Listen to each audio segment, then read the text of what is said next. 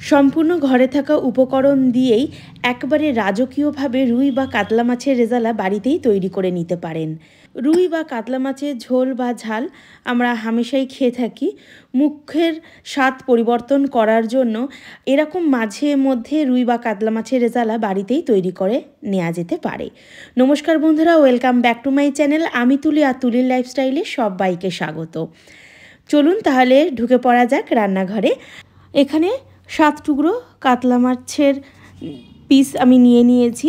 তাতে পরিমাণ মতো নুন আর গোলমরিচ মাখিয়ে 10 মিনিটের মতন রেখে দেবো।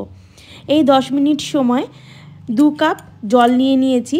তাতে বড় সাইজের 2টো পেঁয়াজ আমি এরকম বড় করে কেটেই এখানে দিয়ে দিচ্ছি। 2 মিনিট সময় ধরে হালকা করে পেঁয়াজটাকে একটু ভাপিয়ে নেব, যাতে পেঁয়াজটা সেদ্ধ হয়ে যায়। জল ঝরিয়ে পেঁয়াজটাকে তুলে রাখলাম। কড়াইয়ের মধ্যে পরিমাণ মতন সাদা তেল নিয়ে নিলাম।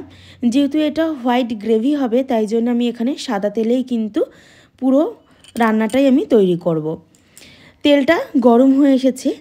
একটা একটা করে মাছ আমি ভেজে নেব। এখানে খুব কড়া করে ভাজার দরকার নেই, হালকা করে মাছের 2 সাইডই ভেজে নেব। মাছগুলো ভাজা হয়ে গেলে তেল ঝরিয়ে একটা একটা করে মাছ তুলে নেব। মাছের 2 দিকটা এরকম হালকা করে কালার এলেই আমি তুলে রাখবো তেল ঝরিয়ে। একটি মিক্সির জারে যে পেঁয়াজটা আমি সেদ্ধ করে রেখেছিলাম সেটা দিয়ে দিলাম, আর 5 থেকে 6টা কাঁচা লঙ্কা দিয়ে আমি পেস্ট করে রাখলাম। ওই কড়াইয়ের তেলের মধ্যেই একটা তেজপাতা, একটা শুকনো লঙ্কা, দারচিনি আর 2 থেকে 3টে ছোটো এলাচ দিয়ে ভালো করে ফোড়নটা গরম হয়ে যাওয়ার পরে পেঁয়াজের পেস্টটা যে তৈরি করে রেখেছিলাম, পেঁয়াজ আর কাঁচা লঙ্কা, সেটা দিয়ে দিলাম।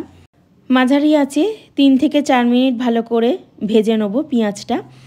ওই মিক্সির জারেই 1 চামচ কাজু বাদাম আর 3 থেকে 4 চামচ টক দই নিয়ে নিলাম। নিয়ে ভালো করে ফেটিয়ে রেখে দিলাম, পেস্ট তৈরি করে রেখে দিলাম।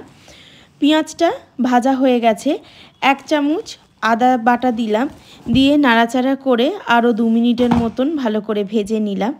পরিমাণ মতন নুন আর গোলমরিচের গুঁড়ো দিয়ে দেবো। যেহেতু কাঁচা লঙ্কা আমি 5 থেকে 6টা বেটে রেখেছি, যে যার ঝাল যেমন খান সেই অনুযায়ী কিন্তু গোলমরিচের গুঁড়ো ব্যবহার করবেন। ভাজা কষানো হয়ে গেছে। তারপরে কাজু বাদাম আর টক দইয়ের পেস্টটা দিয়েও মাঝারি আঁচে 10 মিনিটের মতন কষিয়ে নিয়েছি। তেল ছেড়ে দিয়েছে। একটা গোটা জায়ফল নিয়ে স্ক্যাপারে আমি গুঁড়ো করে নিচ্ছি। আর যদি আলাদা করে গুঁড়ো করা থাকে তাহলে 1/2 চামচের মতন জায়ফলের গুঁড়ো দিয়ে দেবেন। মিক্সির বাটি ধোয়া জলটা আমি এখানে 1 কাপের মতন দিয়ে দিলাম। যেহেতু কাজু বাদাম ব্যবহার করেছি, তাই জন্যে গ্রেভিটা নিজেদের পছন্দ মতন এখানে জল ব্যবহার করবেন। গ্রেভিটা ফুটে এসেছে। একটা একটা করে ভেজে রাখা মাছ দিয়ে দিলাম। মাঝারি আঁচে 10 মিনিটের মতন ভালো করে ফুটিয়ে নেব।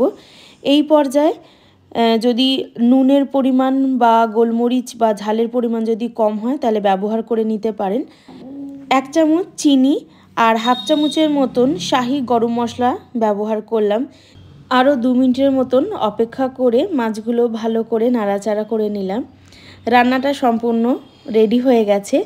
ভাত বা পোলাও বা রাইসের সঙ্গে পরিবেশন করুন রুই বা কাতলা মাছের রেজালা।